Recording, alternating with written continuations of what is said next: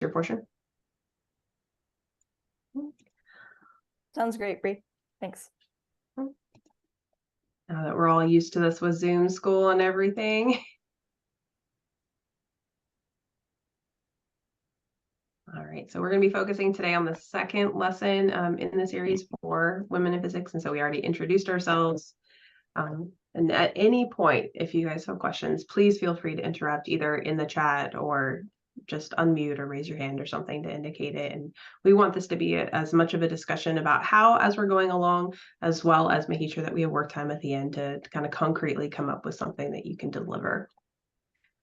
So we're going to be looking at, as Tom was introducing, kind of the current state of women in physics. And we know that we see a change in how many women are identified in different classes at different levels.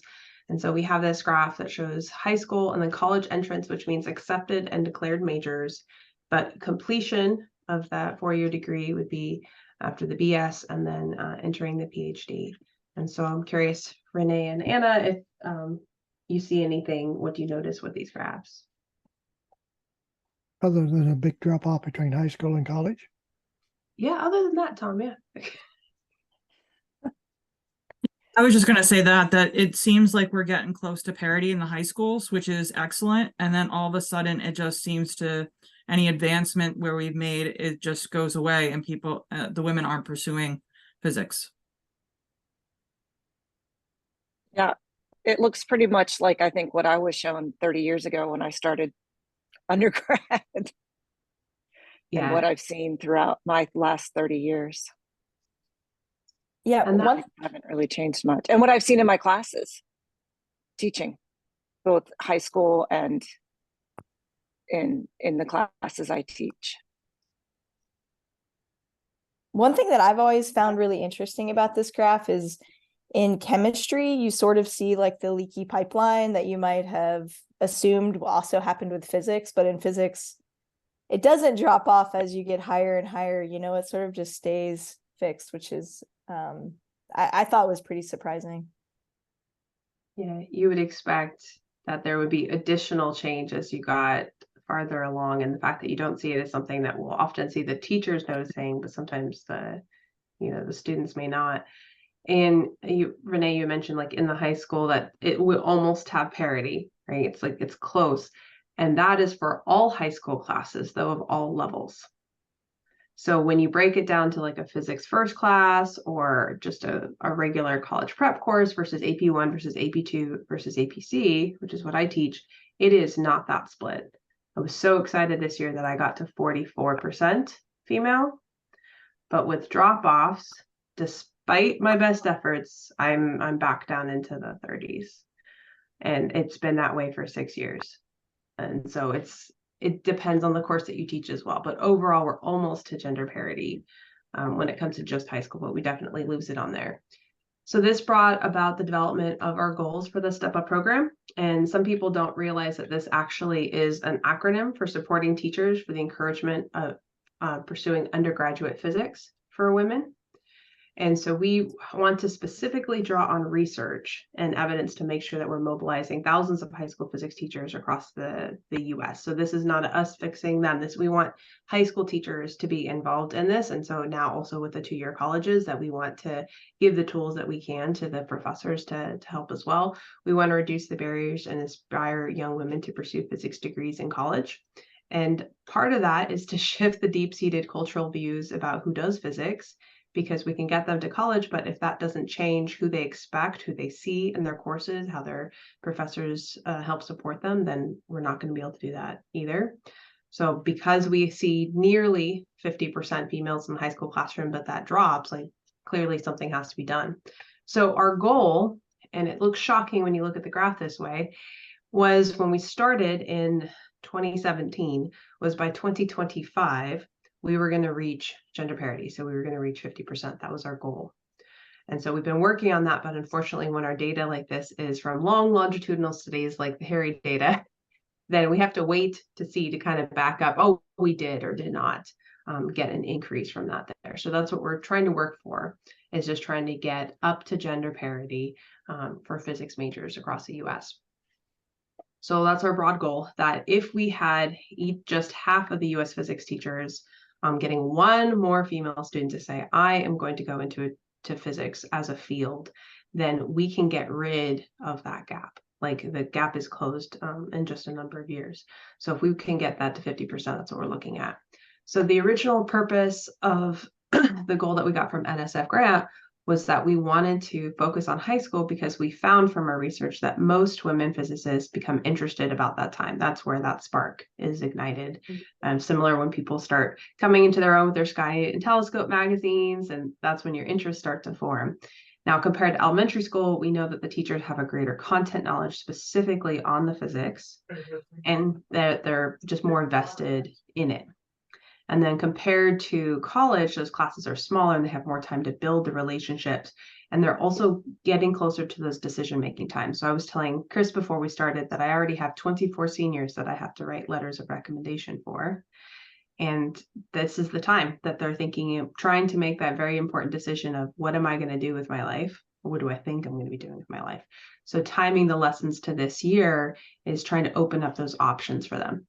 So the curriculum comes in 3 parts, and 2 of them are lessons to be done with the students. And then the third part is a set of pedagogical strategies for the teacher to do all year.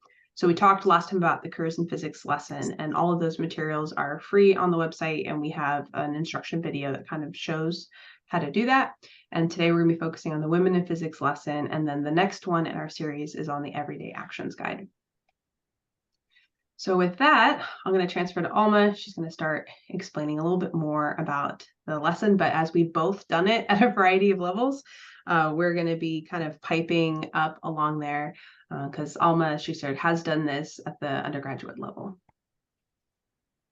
Thanks, Bree. Yeah, so actually, before I say more, I do want to reflect on, what Bree was saying about why the original goal of Step Up was to focus on those high school teachers, because they have smaller class sizes than, some big, 4-year institutions. And the high school teachers tend to know their students better than maybe some of their college professors. And many of our students have already decided what their majors are. But you all at 2-year institutions, in many ways, these goals really align to what you all are doing, because your classes tend to be smaller, you tend to know your students well, and many of those students are getting an associate's degree, but haven't necessarily decided what happens next. Do they leave with their associates? Do they continue on to something technical?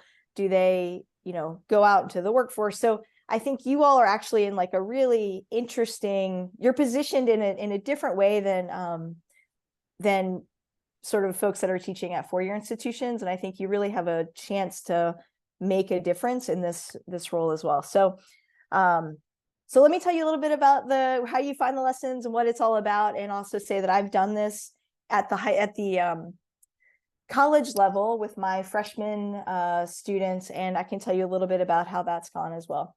So Step Up has a website where you have all the curricular materials there. And so if you want to get the actual slides to present, the careers in physics lesson or the women in physics lesson, they're available. And of course, these lessons are flexible and malleable, so you can take them and, change them as you see meeting the curricular goals of your classroom, and also, meeting the needs of your students. So let's see. Okay, so just the general outline is the students are going to research famous physicists and look at trends across time, across different countries, and try to think about how stereotypes and cultural issues play into who decides to study physics and who doesn't.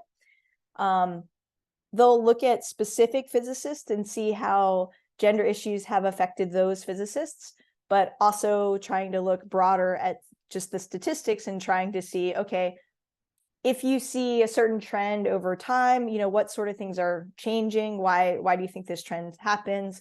Also, if you see a different level of percentage of women participating in physics in different countries, like what could that tell us about some of the reasons that some countries have a higher level of physics participation among women, and why do some countries have a lower level of participation?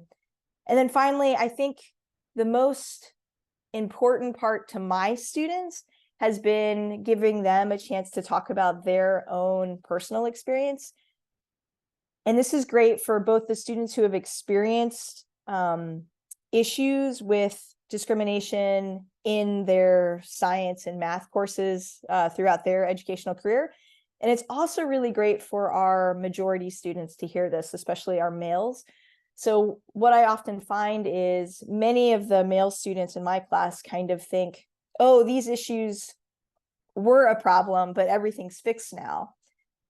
But when they hear that somebody their age has felt these issues, they realize, oh, this is a present day problem affecting my friends. And so having the students be able to share their own personal experiences has been really important in my particular classroom. So the idea is that the students are going to complete a pre-assignment where they're going to read a little bit about, they can pick kind of two physicists to look at. So a historical physicist and then a current day physicist. And these are all women biographies. And by seeing both sides of the coin, right, they can kind of see where we were and what issues have led to, this problem that we're facing now historically, but also see, okay, when women are encouraged to go into the field, right, we have a lot of women who are really successful, but they're still not represented, with gender parity. So we get to see sort of how things have changed, but where we also still need to go. Then, of course, as you can imagine, this conversation can get a little bit tricky because people are talking about pretty sensitive ideas. And so it's important for us to lay out some guidelines for discussion. And we have these guidelines for you, so you don't have to figure out how to navigate this on your own. So we have guidelines that we share with the students. We even have nice little posters that you can have. And the idea is that anytime the discussion starts to go in a direction that doesn't fit the guidelines, it's really easy to bring everybody back and, have this standard, these guidelines to say, okay, are we respecting everybody? Are we making sure that everybody feels safe in this environment? Of course, we're physicists, right? And we're a physics community, and we want to use data to inform our thinking about these things. So probably my favorite part of the lesson is that we do have data on these things. And so we're not just talking about how people are feeling, how somebody in your classroom is feeling, but we're actually looking at the statistics, both over time and across different geographic regions. So we have an opportunity to really dig into what physics is like for women, and historically, how has it been? How is it in different places? What evidence do we have that there are these unconscious biases that play into these problems? So I like the data aspect, and I think the students do too, because there's a lot of kind of surprising data, and the students have fun arguing about, what they think is what are the underlying causes of those issues that we see. And then, as I mentioned before, having the students give an opportunity to talk about their own experiences was really critical in my classroom, and it seems to be a critical component of this lesson in other people's classrooms as well. And then finally, because we don't want them to all just end on a negative note, we actually give them a chance to talk about what can they do to shape a positive classroom culture. How can they try to increase the inclusion of everybody in a physics classroom? So that's sort of just the broad general outline. And so what we're going to do with y'all today is kind of give you some lesson prompts so you see how the lesson runs. So please interrupt me. In my normal classroom, I wouldn't have already, this is more talking than I normally do without having you all interject. So please feel free to ask questions as we go through. But I'll just do this with y'all right now. So imagine you're a student. Okay, so you don't have all the beautiful knowledge that you all have. So imagine that you're a student. Maybe you've been in a physics class for a few months, and you're just asked to list famous physicists. So who comes to mind? So go ahead and just unmute and shout out some ideas. Albert Einstein, Richard Feynman, Newton. Maybe Maxwell. Yeah, yeah, maybe Maxwell. So pretty much like all the people that we have names, that our laws are named after. right? So then you have them actually do a Google search, and then the image search is great because this is what you see. And I asked White the men. students, yeah, what do you notice? Okay, and they notice white men. What else do they notice? Almost no women, almost Yeah. no people of color. Very A lot of few black women. and white pictures. Black and white pictures, right? Physicists, those are people that did stuff 200 years ago. They're not interesting anymore, right? So this is our chance to say, you know, we have living physicists doing things right now. And you can even, you know, at that point, talk about how you all just did the careers in physics lesson. And you saw that people are doing interesting physics right now in color pictures. And so it gives them an opportunity to say, okay, this idea that we have as a society of what physics is and who does physics isn't necessarily reflected in what's happening in the real world. And so we want to try to bridge that gap of maybe what their conceptions of who does physics is, and try to push it forward to saying, okay, maybe we're not at gender parity yet, but we do know there are women doing physics, right? We do know there's people of color doing physics, and we need to start thinking about that in the physics classroom and making that more salient to them. One other note on that too, that's interesting to do with your students is when they're searching, they will come up with a list that is going to vary compared to the person next to them based on their Google algorithms. So you have them compare each other's list, or have them do it in incognito mode, or using a different browser, and they will come up with a different list of physicists. And so some students will actually get more women or people of color if the algorithm thinks that that is something that they would like to see more of. But generally, this is what they're going to see.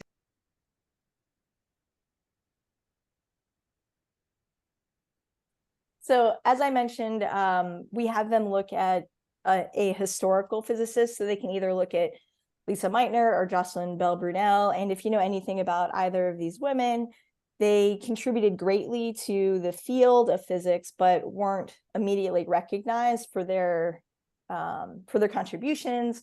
And a lot of the times the recognition went to the men that they were working with. So even though they were essential in sort of pushing things forward, they didn't get the recognition that many of us think they deserve. And so it kind of just sets the stage for, you know, what has happened historically. And then we go from that to having them look at more relevant, more recent physicists. And you can see from the selection here, not only are they women, but we also have women from different racial and ethnic groups. And so this is an opportunity for a student maybe to find somebody that they identify with in some way. So we have folks from, you know, Claudia Alexandra, who is a NASA geophysicist, to Deborah Burbidge.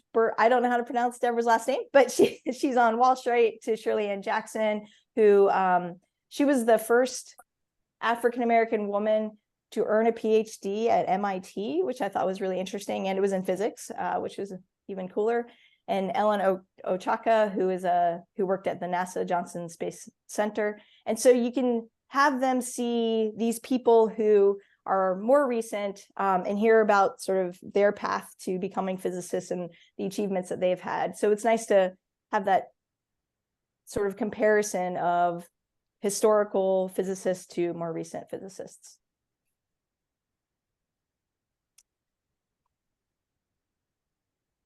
So these discussion guidelines are what we mentioned before, and how we want to make sure that the lessons are being done in a way that's a safe environment for all the students. So you can have a poster that describes all of these, or just in this slide, you can, you know, remind them of these are our guidelines for discussion. And really, these are great guidelines for discussion for any topic in physics, right? Even if you're trying to understand, you know, physics content, right? And you want to make sure that as students are discussing things with one another, they're being respectful of hearing everybody out and not, you know, teasing somebody for having a wrong idea. So share time equitably. So, you know, remind your students that if they tend to be the kind of people who talk a lot, to remind themselves to, you know, make sure that they listen more than they talk, and that they give other people an opportunity to speak up. And also folks who tend not to speak up as much, please, push yourself to be a little bit uncomfortable and share some of your thoughts. To value differences. And again, this isn't about not saying that everybody needs to agree, but rather when somebody disagrees with you, really listen to them and try to understand what they're saying. Remind the students that we are physicists and we use evidence to make decisions. So when you are having a discussion, you want to use evidence to back up your arguments. You don't want to, just make these wild claims without having evidence. And we do have a lot of data for them to look at throughout the lesson.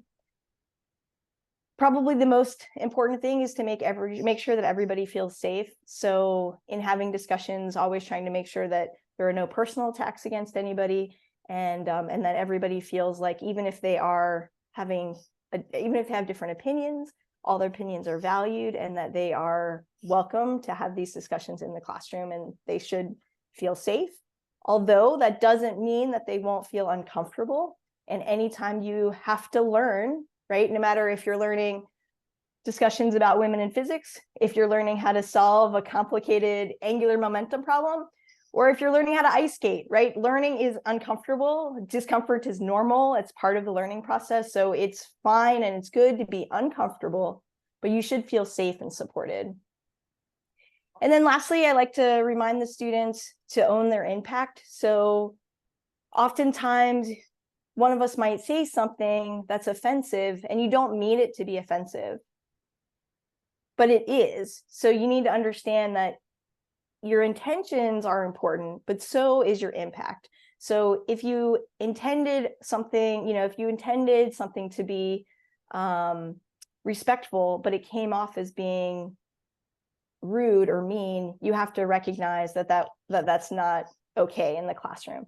And so I try to encourage my students to give grace to one another as we talk about these issues. And if, try to give everybody the benefit of the doubt, but at the same time, you also need to own the impact that you have on others. And related to that, as Alma mentioned, that we often try to use these posters all day. Sometimes we will find that people know of us from the poster. Maybe it was in a room that they inherited and they're like, oh, that's what that's about. But we do try to use them during the school year, anytime that they're having conversations, like as Alma referenced in the lab, like, oh, that was a stupid idea. We got the data wrong because of you. Like, well, let's look at this and move on. Because it is supposed to be an active part of your pedagogy and that you're creating that culture in the classroom where these are the expectations. These are like the norms as we. Yeah, and actually, Bree, to that point, Bree mentioned the last training session will be on the everyday action guides, and that's really trying to get at the norms of having an inclusive classroom, specifically an inclusive classroom focused in learning physics. So I highly encourage you all to attend that workshop if you can. So here's a testimonial of a high school teacher who has used these lessons, and I will just give you my own testimonial as somebody who's used it in the college classroom. So I've done the step up lessons for many years, and I'm always a little bit uncomfortable when it comes to the women in physics lesson, right? So I do the careers lesson. I know that's going to be a piece of cake. And I do the women in physics lesson and I think, okay, hopefully this will go well. And it always has, but it always makes me a little bit nervous because obviously I'm trained to talk about physics, right? Like I'm a great physics teacher. I haven't been trained how to have interesting discussions about bigger societal problems. And so I do the women in physics lesson because I've gotten so much positive feedback from my students about how important it was to them. So I have heard from students who say, thank you for doing that lesson. And often this is somebody who sends me an email after class. Thank you so much for doing that lesson. It's so nice to know that you care about these issues. Thank you for doing that lesson. I feel like I bonded with my classmates in a way that I hadn't before. I also, talk a little bit, in addition to talking about gender, I talk a little bit about looking at, racial identities as well. And I've had a student tell me that after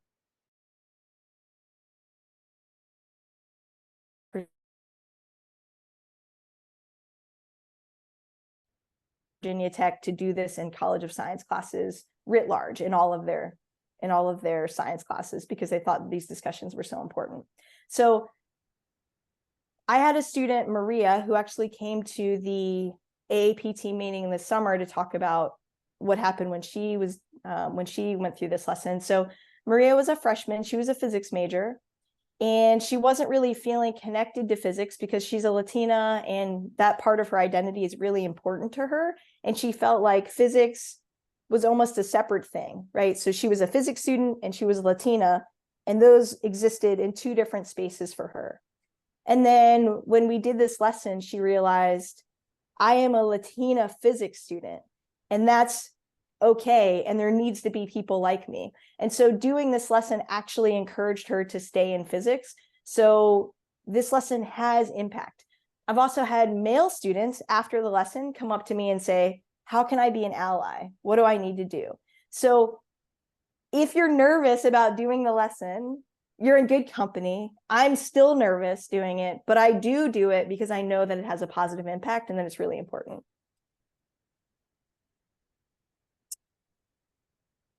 You can go to the next slide, Bree, thanks. So we're not going to get through, the whole lesson, obviously, because, it's important to have discussion and things, but just to give you a general outline, we'll look at the physics degrees awarded to women over time and also in different countries. We'll look at the academic achievement of women versus men, the problems with unconscious bias and how that can play into sort of the stereotypes of who does physics. And then we'll look into gendered professions. So the students start to see, how does culture play a role in these decisions? And again, this isn't a lecture. That's also really important. It's a discussion with the students. And so I never say, we have unconscious bias and that's why there's no women in physics. I say, hey, look at this study. What do you think that says about society's views on X? And how do you think that plays into who decides to enroll in physics? So it's important too that the students are coming up with like the explanations of what we have. It's not us lecturing to them. It's not us telling them what the problems are and what the solution should be, but rather having them try to figure out what's going on here and how can we make it better in our classroom.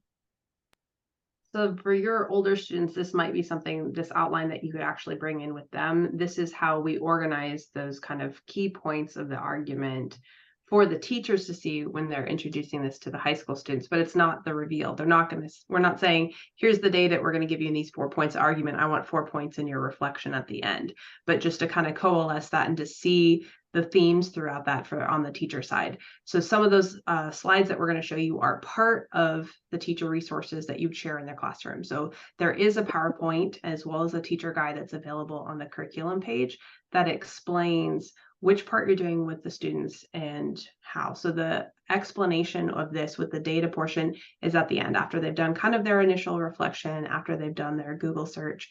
Now we're giving them, as Alma said, here's this data. How do we interpret this data? What are we seeing? And now let's put that together as kind of one big discussion towards the end. Okay, so here's the fun part. All right, so you all can answer this as students if you'd like, or you can answer it with what your own beliefs are, and be interesting to see if you think they're the same. But if you asked your students, so let me make sure everybody understands what this graph is. So this graph shows the percentage of undergraduate physics degrees awarded to women in different countries. So in country A, 60% of the students who graduate with a physics bachelor's degree are women. In country B, 50% of the students who graduate with physics bachelor degree are women.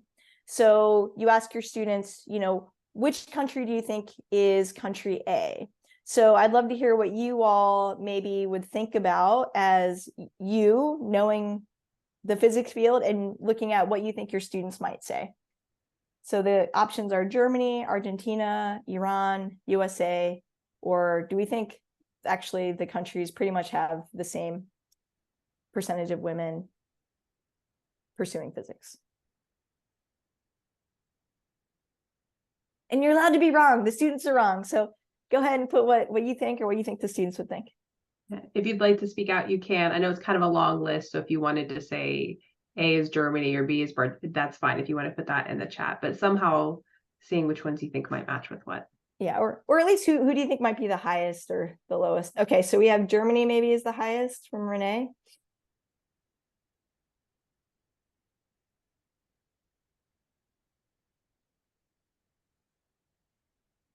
I would say Iran has the highest. Okay. I was thinking Iran also. I'm Okay. curious what my students would say though. I'm curious. I was torn between Germany and Iran. So. Cool. So before I tell you what the students think or what the actual answer is, I'm also going to have you all guess who do you think the lowest is over there in like country D?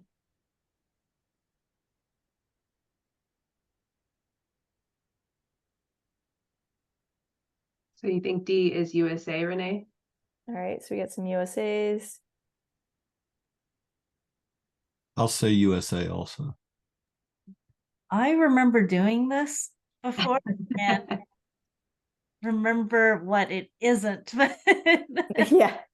So I'll let you know what my students say and then we'll reveal the answers. So my students usually think country A is Germany and the students usually think country D is Iran. So that's normally what the students think. Now you all probably have seen physics graduate programs and so many of you maybe have different ideas, but that's what my students think. So Bree can show us the actual answers. And the students usually have an audible gasp. The students go, Yes. what? What? And then I say, okay, discuss. Why do you think that might be? So yeah, so do you all have any ideas of why do you think there might be such a big difference in different countries? Why do you think some countries like Iran and Albania are so high and US and Germany are so low? Does anybody have any ideas? The only thing I know about Albania's physics culture, etc., is that there is a prominent physicist in Chapel Hill, Laura Mersini Houghton, who walked past me in the hall and I did not have the guts to stop and introduce myself because she just intimidates me so much. But her story about growing up in Albania when it was still under communist rule really affected me. And I recommend any of her books, by the way. But I'm surprised it's 50%. Now, of course, they're not a communist country. At least I don't think they're considered a communist country anymore. But I don't know. I think Iran being the top there's something going on in that society.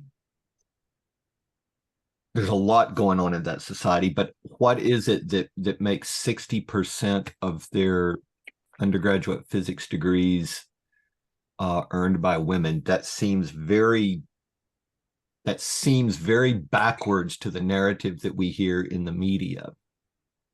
And of course, there is that, it's in the media. It's biased in some way. But what's going on in Iran, I think is and I'm surprised that Germany is so low, to be honest. See, for me, when I think about it, I know a lot of German physicists. None of them are women. Like when I do my research and stuff, I know a lot of German physicists. None of them are women. And I also know that in India, like if you look at computer science has very few women, but computer science in India and in that area of the world, computer science is dominated by women. So I kind of figured if computer science is dominated by women in that area of the world, then maybe physics is too. And so for me, at least, the German one didn't surprise me at all.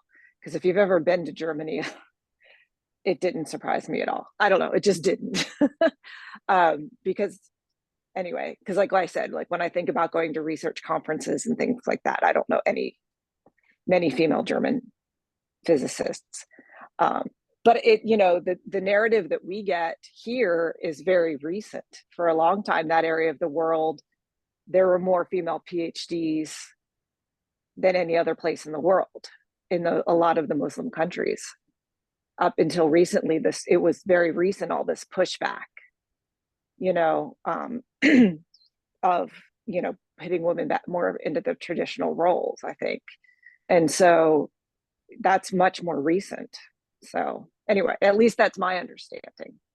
So that was where I got it from. I was surprised about Germany, and my reasoning, or what I was thinking about, was that I knew that they were very much leading in physics, you know, research and whatnot in like the 1920s, 1940s and everything. So I figured that they would have reached parity a lot sooner, and so not be sort of stuck. And so that surprised me. But I know with Iran, a lot of personal stories from people that were saying, my father encouraged me. My father made sure that I had the education that I, you know, and so I was determining like, okay, well, access is going to be determined by people that have the access. And so if you are a wealthy man of the household and you have daughters, then you want to make sure that they have access. And so I feel like that was sort of swaying me. That's why I was going between Iran or Germany.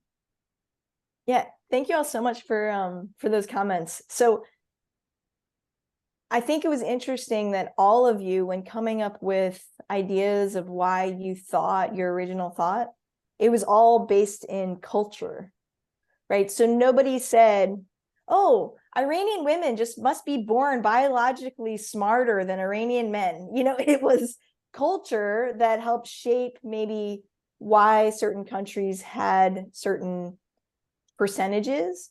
And interesting, Albania is a particularly interesting data point, because what happens in Albania is students take a test of their, you know, in physics, and if they score well, then they're sort of like put into physics. And if they don't score as well, they're not put into physics. And so it's purely a merit-based system. And lo and behold, you have gender parity in a merit-based system. So it is very interesting that we have these different percentages. And many of my students think they have the stereotype, right, of Iran is oppressive to women, so that would be low, and Germany is so progressive, so that would be high. But when we actually look at what's happening in those cultures, oftentimes women are still taking the primary role in parenting children in Germany, and often in Iran, you, as Renee mentioned and Anna mentioned, like, you have families investing in the education of women. So the big takeaways for me isn't exactly what's happening in every country, but that because you see these huge, you know, variations between countries, it leads you to think this issue is based in culture, not based in biology. Because if it were based in biology, you know, maybe you would expect things to be more even across countries. Alma, Yeah. I have a quick question about Albania. Do you know kind of what age or what level of education they do the merit selection? That's a great question. I could guess at that, but actually at the bottom of our slides, we actually have the research. So you can take a look at like that particular study, and also on the Step Up like handouts, like there are links to all of the different studies. So I don't want to tell you the wrong thing, but I do think it's sort of like after their secondary education, you know, trying to maybe just getting into the university levels, but I could be mistaken. So this whole graph actually came from the International Conference on Women in Physics. And so each country that sent a representative essentially made a report. And so what the status was at that point. And that while it occurs every other year or so, with COVID, there wasn't as much. So if students notice that this is 2013, because sometimes we will get pushback on the Iran details in the recent years, are like, really, is that really the same as it was? So we have to go through and update it, but that is something that students at your level as well could research. And then we've had students who are like, well, I want to know more about Albania because my family is from Albania. I want to see how this is. I'm going to call up my aunt who's still in Albania and see, like, what is this, and tell me if this is true because my teacher said this and I don't believe it. And we encourage that, because there is enough information out there that they can confirm this, and they can kind of find out a little bit more about how it happens in other countries. because our students sometimes think that we are the only country that does certain things. And so it's interesting for them to see the parallels, that there are people in all of these other countries that are sitting in a physics classroom and also learning about energy and also learning about something else. So depending upon the culture at your school, if they have kind of the influence to look more into it, it's something that they can do. And then we kind of bring it home at this point and look internally at the US. So at this point, we ask our students, are Alma, is my part or not yet? Your part. Go for it. I wasn't sure because we mixed things up. So you're on. We changed the slides. So this is one that we pose to our students, like, okay, now we've seen the world, and let's think about in the United States, which field do you think has the highest percentage of women in it? Which one do you think is the lowest? So A, B, C, or D, or E for each of those is the same: math, biology, chemistry, and physics. So which ones do we think have the most? And which ones do we think have the least amount of women in it? I'm sorry, did you say this was specific to the US? This is specific to the United States. Okay. So we have them look at kind of the world in order to hit that culture versus merit, as Alma was implying. And then we look at that same lens through the US. So B, Tom thinks that biology is the highest and that D, physics has the least. Yeah, basically everybody says this. One year, one of my students said, well, you wouldn't be here asking us if it wasn't physics, would you, Miss B? You are correct, sir. So we take a look at that. We have this graph from a study from both APS and IPAIDS that has the bachelor degrees awarded by women by year. And this is a graph that I can put up for days for my students to kind of analyze. They see something different every time. So it's meant to kind of pose the question, why are women better represented in other fields? But just asking them, what do you notice for this one is always really powerful. So what is something you guys notice about this graph? We can go to that source. I'll put the source, Renee, in the chat. But you're also going to get access to this whole presentation, so you'll be able to click on it too.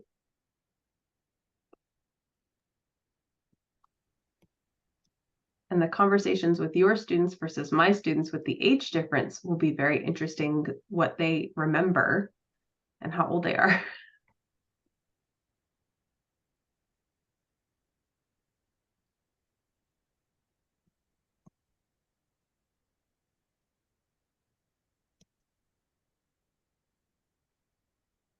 So what is something that we notice about this graph, or something that you're curious about?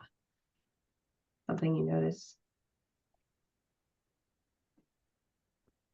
I think trends such as, engineering and physics are increasing, but they're roughly same and both deplorable. It's strange that computer science has dropped off so much. Now, about that time of that computer science drop off, there's not as much of a drop off in the other fields, but almost all of them go through a dip about that time. Or a plateau at that time. Mm-hmm. Everything goes up until about 2000, a little after 2000, and then either starts to plateau or dip. So it's like the big push for women going to college and going into STEM. And then right around 2000, right after 2000, it was like things started to plateau. Yeah, so what happened in the late 90s, early 2000s, like caused women to be less interested in STEM fields. Mm-hmm. And also that drop off. Sometimes I'll have students, because they're learning about it in their history class, the 2008 recession. Mm-hmm. And The how tech does boom. that influence a family's ability to send a student off to college? Is it about interest at that point, or what were the overall enrollment numbers for colleges around that time too? Like, that's an interesting parallel to pull. Mm-hmm. I also think it's interesting that the women are almost at gender parity in chemistry, or I guess, yeah, even slightly more women in chemistry, and math is quite good. But so this really is a physics problem more than anything else. And, when when we have these stereotypes that women can't do math, it's like they're still going into math. right? But physics is particularly stubborn. It's my understanding too that engineering depends on the type of engineering. That if you look at chemical engineering, it's very different than aerospace or electrical Yes. or that is- mechanical.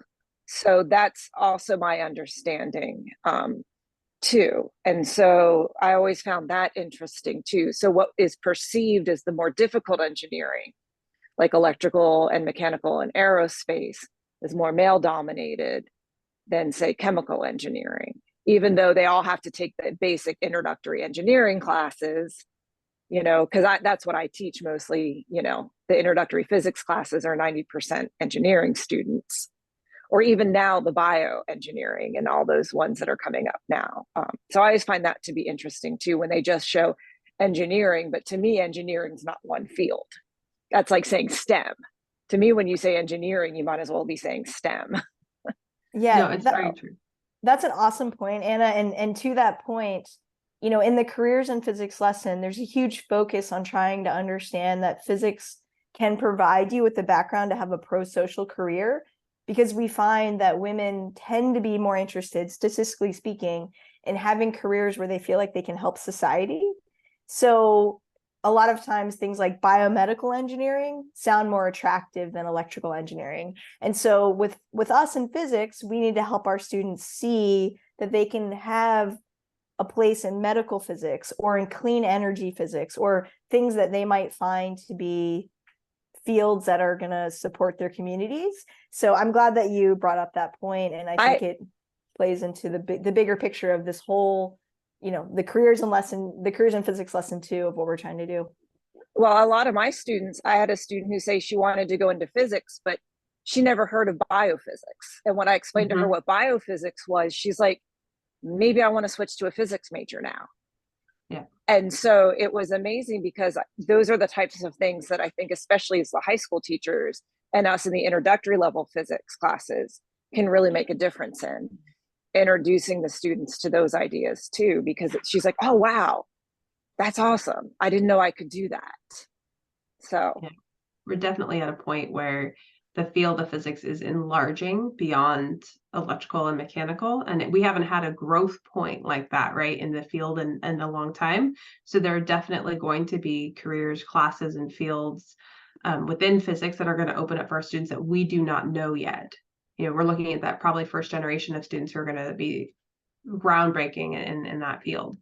So this graph can definitely be expanded. If you have a school that has a large engineering program, you might want to have an additional graph that kind of further separates by female or male the different types of engineering that you have to add to that conversation. So this one is always a key point in the discussion for the students. Like, they cannot get over this. They want to know more. They want to see overlaid of historical events on there.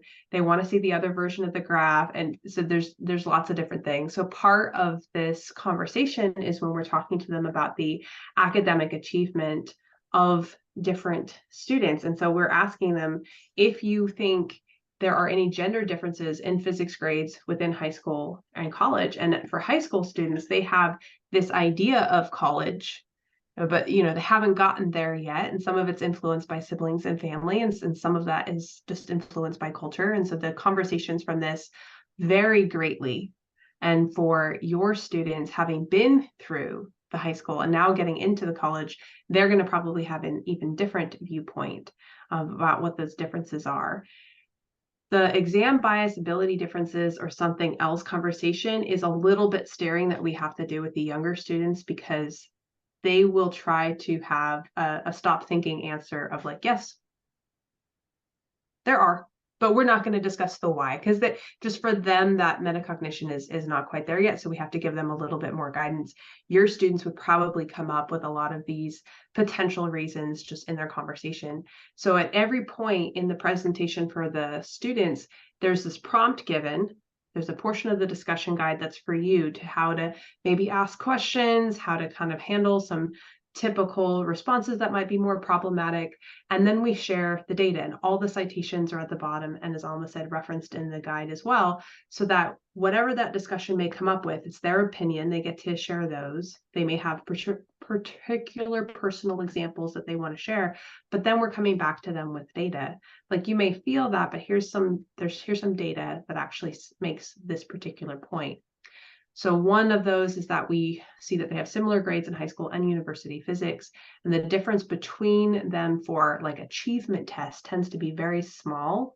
And when you compare it from country to country, it's basically non-existent once you control for other factors. When we talk about unconscious bias, depending on the age level that this is introduced to, that has to be a term that's explained. So we have to actually explain what that is, examples of how it may be seen, so that they have that language to go back and compare it to their personal experiences and say, okay, maybe that might be part of the difference that I see.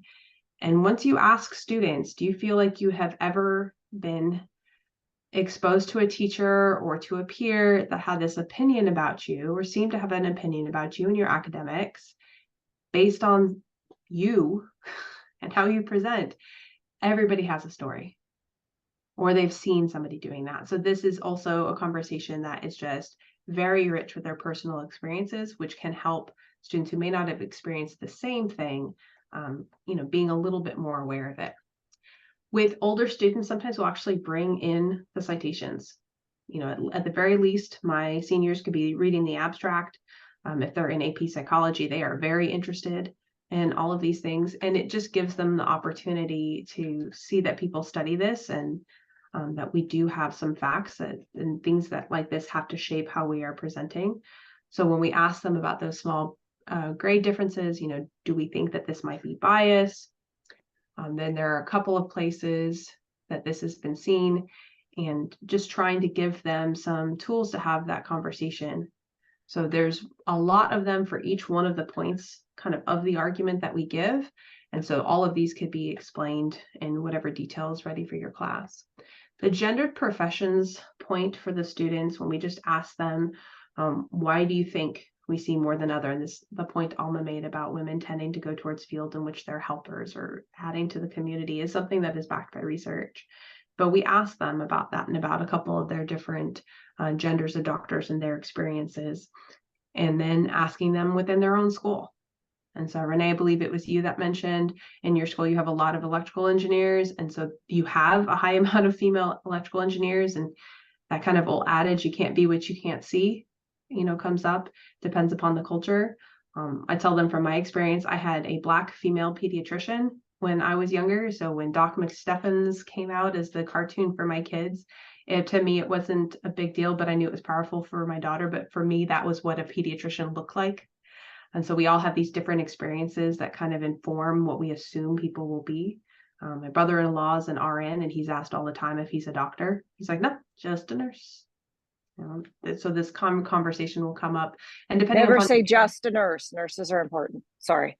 No, I don't. He's my brother-in-law is a nurse too, so that's always his response, because he particularly chose that after being an air flight medic. And he's like, nah, I'm coming down. My brother-in-law is the nurse. His wife's actually the physician, and they get that. It drives them nuts. Anyway, That's gonna be my sister too. Yeah. Actually, yeah, I was just gonna add in, as we're having this discussion, one thing that I bring up is that I have a friend who is a male elementary school teacher, and that was a really hard thing for him to want to do. So when we talk about gendered stereotypes, we're talking about how it limits everybody. Everybody is everybody is affected by these. And then it's not only about, stereotyping women, it's also about stereotyping men, and how this is, problematic for all of us. And so that's a nice way to make this conversation also be more about, trying to let people do what they're actually interested in, and trying to reduce it being some political conversation, because that's one thing that I think everyone's careful not to do, right? We don't want to make it sound like we're being political here. So it's nice to show like this also affects men. Yeah.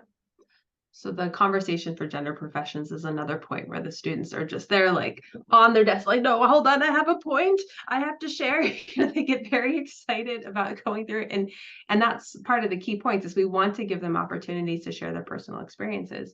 So when we look at the steps to the lesson that Alma set up, one of the things that we try to do for the teachers that are going to be implementing this lesson is to look at what the performance objectives are. Like, what's the thing that the student actually does, not just the sit and get discussion, but like, what's the part that they do and which critical component of the lesson do those line up with? Because our research showed with our first researching teachers that these were the things, if you don't do, it doesn't work.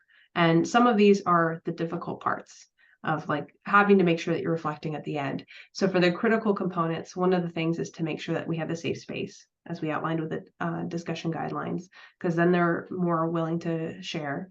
We want to make sure that they're comparing that data and to recognize that culture, not biology, is what's driving a lot of these choices to going into the field, and making sure that they have the opportunity to share their personal experiences, either from unconscious bias or they think people that they know the gender professions, all those points of kind of the argument. And of the things that the students do, they're comparing the challenges, they're giving examples and things like that. The parts that we see really do make the difference in walking away with a shifted viewpoint of the field of physics. It's explaining their views on the current state of physics and making sure that they're reflecting on what those next steps are. And so after they've had this conversation, they're voluntarily contributing their experiences about gender bias and considering how this might influence their own views of future careers. And so Alma's going to switch back to you because this is we always share your example of how you do this in class. So you might as well tell them it yourself. Sure. So my class where I do this it's pretty large. It's about 80 students. And so I was trying to figure out a way to have a class where I could hear from lots of people, where they didn't feel uncomfortable maybe talking about this. So I tried a variety of things over the years, but what I've settled on and what works really well is I have a anonymous Google form where I have my students share, I have like a QR code so they can use their phone if they want, and a link if they want to use their laptops. And I say, explain a personal experience that you or a friend or a loved one has had related to identity and STEM, and they're in a STEM field. And I'll get students to type in things that are, pretty major infractions and also pretty minor things. And what happens is that I realize that once I start reading some of the experiences that my students have had, more students start feeling more comfortable sharing their experiences. And then students even feel comfortable sharing in the class-wide discussion. So I might read about how, a student might say, when I was applying for, classes my senior year, my counselor told me to take AP Physics and AP Calculus, but that same counselor told my girlfriend to take AP Biology because AP Physics was too hard. Right. And so I'll read that statement to the class, and then a woman might pipe up and say, yeah, and then my physics teacher in high school told me that I shouldn't do this because it's too difficult. Or I had a student who talked about his experiences as a Black man trying to study physics and his Black friends giving him a hard time. And so it was a chance for the students to share their own personal experiences and do it in a way where I can voice the experiences to the whole class if somebody feels uncomfortable sharing it widely. But I found that as soon as I voice a few, the students actually realize like, I'm not alone in this, and I can share it too. And like I said, it's really good for everybody in the class, including sort of majority white and male students who maybe didn't really understand that this is still happening to their peers, right? Because I think a lot of my male students think that this is awful, but didn't realize that that their peers are still having issues because they thought these were like historical problems.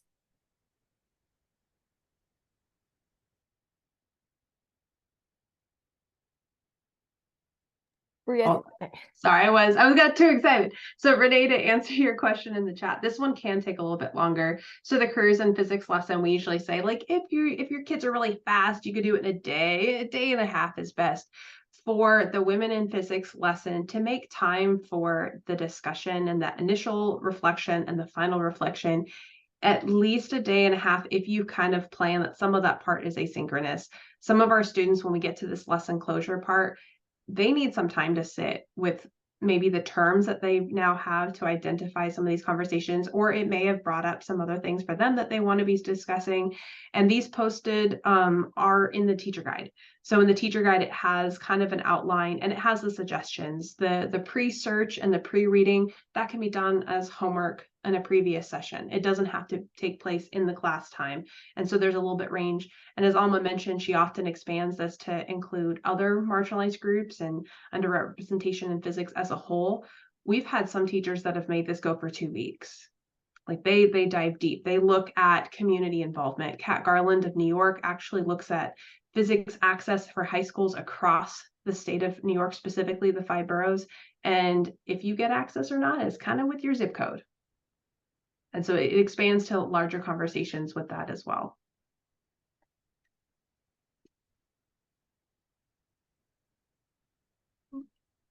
So this is part of where we get to the closure. Like we want them to end on kind of a happy place.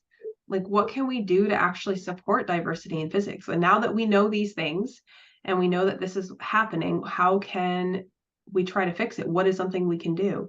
And depending on your school, it may be something that is school-based, maybe larger community-based. It could be kind of general. Sorry, there appears to be something being delivered because my dog is barking in the next room. So part of the prompt that we give to the students is to think about strategies that are not supportive. So what are things that are done that are not helpful that to try and reach gender parity in physics, and what are things that can be helpful? And that's also another difficult conversation for some younger students to do. And the counseling example is one big one, when students realize that certain people are told to go into certain classes and not others. So the post assignment is the portion where they're supposed to be wrapping all of this up, to think about the class discussions, and then to think about how is that actually played out? How are they going to be subtly or not so subtly suggested to go into the field of physics?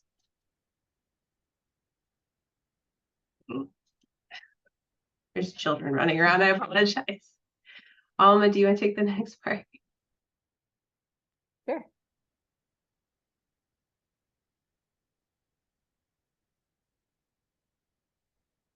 Okay, so this is where, again, so this is teacher mode, right? Where this wouldn't be something that you would show your students, but this is just research for you.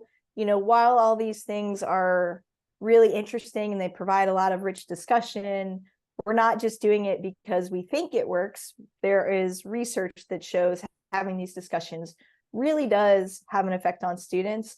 And it turns out that if you have this lesson, not only does it help the women in your physics to have a greater future intention to doing something towards physics, right? Whether it's majoring in physics or having more of a physics related career, but it also helps the non-males. So it's one of these things where you're going to get a lot of benefit of having this conversation. You're also now, I think, helping the students realize that they have a role in making your classroom a really inclusive place. And so when you're thinking about, do I want to take time to do these lessons? I think it's worth it, right? So yeah, you might lose a day of content, but if you're gaining motivation and if you're gaining a classroom culture where the students are supporting each other, then to me, it's definitely worth having maybe not taught that one lesson or do that one, go over that one really difficult problem. In return, students who actually want to study physics and they feel like they have a role in making the classroom run more inclusively.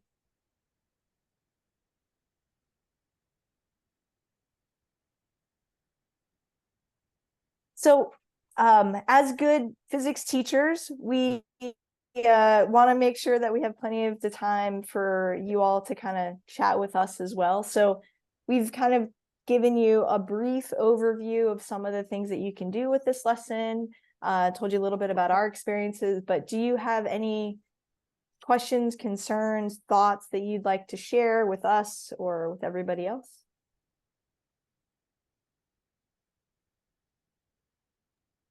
And I just linked to our presentation. So I'm going to stop share real quick in case you want to open it up.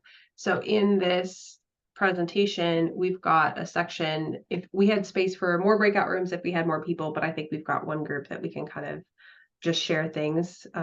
It can be more of like a brain dump. If you wanted to remind yourself later, we can always add more slides, but anything in there that you want to share specifically about how would you be doing this in your two-year classroom? Is timing an issue that we still have to do more research on? Do you want to add more information about countries of origin that appear in that graph that you think your particular student population would want to use? A reminder to look more into the engineering breakdowns. So anything and everything. Can I add one thing, Bree? I know that everybody right now, we're in a political environment where it feels dangerous to maybe even talk about these things.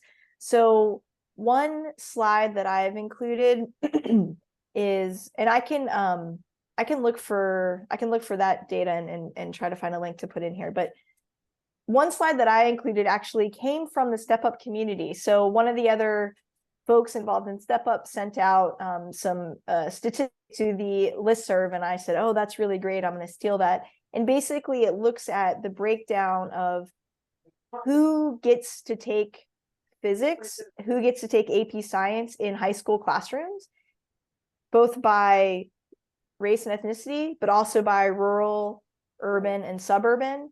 And I love having both of those slides because now we're not only doing the sort of, we're not only talking about these issues of race and ethnicity and gender, which seem really politicized right now, but we're also talking about how this affects our rural students, right? So now we're talking about folks who are generally from, red states who are also impacted by the fact that they don't have great physics education. And so it's my way to make sure that the lesson goes over really well and bringing discussion about how we want everybody involved in physics and maybe lessening some of the difficulty with potentially political environment issues that we're all swimming in right now. Materials that you've been sharing and everything, I'm really excited about it. I've been involved with AT, like I was saying at the beginning, for probably like 18 years now. And I really haven't seen the Step Up material, so I really appreciate Optics having this, or Joe and Tom having this sort of discussion and everything. It's more my fault that I haven't been available for other workshops. It's not that you haven't been having them, it's just that I haven't been really there's so much stuff out there. But at my school, we have a department meeting on Tuesday, and I'm so encouraged that I'm going to share these resources with them, and I'm going to talk about how I want to use it in my class. The reason I was talking about the time is I have one class where I use as flex time, like depending upon the topics and how we're moving through the material, I have 3 bonus hours of like, okay, I can, and so I'm like, okay, can I move, like how much can be covered during that time in that 3 hours, or is this more of a multi-day thing? So I was very happy to hear that you said that this stuff is covered in the materials and I can look at that more later. But I'm really hoping to talk with my department more about how we can maybe infuse this with other classes, so that way, I've been on a push for our department to really, like, each time we have a department meeting, let's try to carve out some time to talk about diversity issues and talk about how we're supporting the diversity of our students, as opposed to just, okay, what do we need to vote on, what curriculum, what paperwork, and just getting something that's actually more pedagogical. That so I really appreciate it. Sorry, that's a lot that I just threw out there, but no, that's all good. And I was trying to put stuff in the chat as well. We do offer virtual workshops once a month. So we tend to do the careers in kind of the fall, and then some of the women's at the end of the winter, beginning of the spring, and then the end of spring, we switch back to careers so that it tries to be in time as people might be doing it. So we find a lot of people do the careers in physics workshops early in the school year as even like a getting to know you activity to encourage them not to withdraw before the withdrawal period. And then for the women's one, a lot of people wait until later on in their semester until they've developed a classroom community that makes them feel safe enough to have the conversations, or to align it with Women's History Month if you're in a place where these conversations can be made more political than they're intending to be. So yeah, all the additional resources and things, Alma, thank you for sharing those. We can copy those into this document as well. So we kind of have a running list from the chat, which would be good. And if you enroll in the online community, then we do have threads on the Women in Physics and the Careers in Physics lesson and on adaptations. Because even within the high school, the way that I ran this for physics first classes versus my AP physics classes is very different. So when you're looking at your undergraduates for physics majors versus undergraduates for non-physics majors, that can be a different conversation. So if there's ever anything that you're interested in talking about this with a larger community, just start a thread. There's other people of all levels on there, and they would love to have a conversation like, oh, I also teach a course like that, or I'm also in a heavy engineering school, and like, how do I build this into more things and within my classes?